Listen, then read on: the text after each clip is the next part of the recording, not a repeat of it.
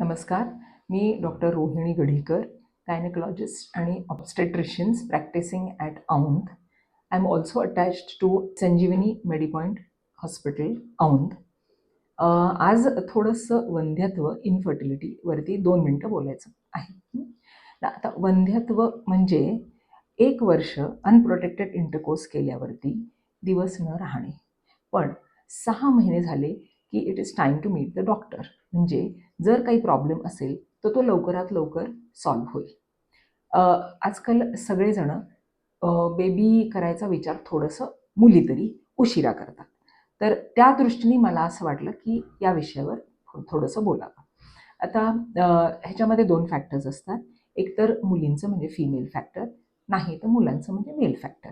Mail फॅक्टरमध्ये the number of sperms, the speed of sperms, the quality of sperms, the ability of the sperm to fertilise the egg, ते एक असतं. किंवा non कॉन्झ्युमेशन म्हणजे unable to have intercourse.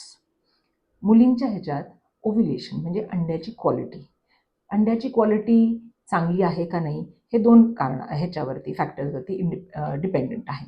The first factor, age related premature menopause और premature ovarian failure, म्हणजे अंडाशय किंवा बीजकोशातले अंडे संपत आलेले आहेत.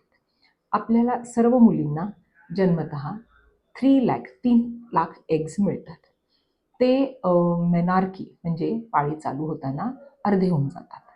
त्याच्यानंतर दर महिन्याला 20-25 अंडे ठरवतात की मला आता मोठं अंड बनायचं, पण एकच अंड बनतं. शेवटी मग साधारण 35 नंतर अंड्यांची क्वालिटी कमी व्हायला लागते. आपल्याला हे माहीत पाहिजे की व्हाईट पॉप्युलेशन म्हणजे कॉकेशियन पॉप्युलेशनमध्ये जे रिप्रोडक्टिव्ह एफिकसी किंवा फेकंडिटी म्हणजे ॲबिलिटी टू रिप्रोड्यूस, ह्याच्यामध्ये आपण 6 वर्ष त्याच्यात वयस्कर असतो. म्हणजे age 40 of the Caucasian population is age 34 of the South Asian population. तर हा अवेअरनेस थोडासा मुलींना पाहिजे असं मला वाटतं. तर पहिली गोष्ट म्हणजे ageing of the ovary. Second thing is ovarian resistance, जे आपण म्हणतो polycystic ovarian disease, that is because of a poor lifestyle. Now, another factor is the patency of the tubes, म्हणजे जे फलोपियन ट्यूब्स असतात त्या ओपन आहेत का नाही आहेत. That may be due to infection which has been contracted when you are very small in childhood, or it may be due to infection which has been contracted during the reproductive life. Now, there is a solution for everything. काळजी करू नये, तुमचे doctors आहेत. हां, पण it is a good idea to follow the protocol. थोडंसं lifestyle changes करावे लागतात.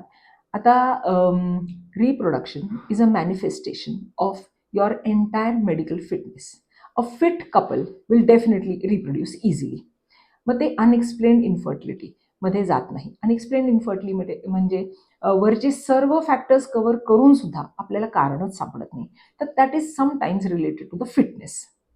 आता ट्रीटमेंट म्हणावं तर मुलांना आम्ही परत लाईफस्टाईल चेंजेस सांगतो, काही गोळ्या पण सांगतो, आणि त्यांचे बेसिक टेस्ट म्हणजे शुगर आहे का, थायरॉईड आहे का, हॉर्मोन्समध्ये काही प्रॉब्लेम आहे का, किंवा गुणसूत्रांमध्ये काही प्रॉब्लेम आहे का.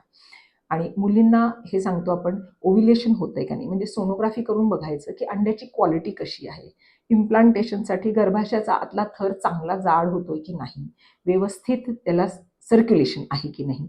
आणि अजून 2 महत्त्वाचे टेस्ट म्हणजे HSG म्हणजे एक्सरे करता येतो आपल्याला गर्भाशयाचा, हे बघायला की ट्यूब्स ओपन आहेत की नाही, किंवा गर्भाशयाच्यात काही स्वेलिंग आहे किंवा काही गाठ आहे. तर त्याच्यासाठी आपल्याला फर्टिलिटी एन्हान्सिंग लॅप्रोस्कोपी, हिस्ट्रोस्कोपी करता येते. पूर्ण भूल देऊन छोटीशी दुर्बीण किंवा छोटासा कॅमेरा गर्भाशयाच्या आत घालून जे काही प्रॉब्लेम्स आहेत ते सॉल्व्ह करायचे. शिवाय पोटाच्या आत छोटीशी दुर्बीण घालून, हाय डेफिनेशन कॅमेरा घालून आपल्याला ते पण सगळे प्रॉब्लेम सॉल्व्ह करता येतात. त्यामुळे तुम्ही तुमच्या डॉक्टरांना भेटा, ते छान तुम्हाला स्ट्रक्चर्ड प्रोटोकॉलनी व्यवस्थित ॲडवाईस देतील. अजून एक गोष्ट म्हणजे रुबेला वॅक्सिनेशन, HPV वॅक्सिनेशन हे झालेलं पाहिजे आधी. त्याबद्दल सुद्धा डॉक्टर्स तुम्हाला छान ॲडवाईस देतील. काळजी करू नये, there is a way out of everything. Thank you.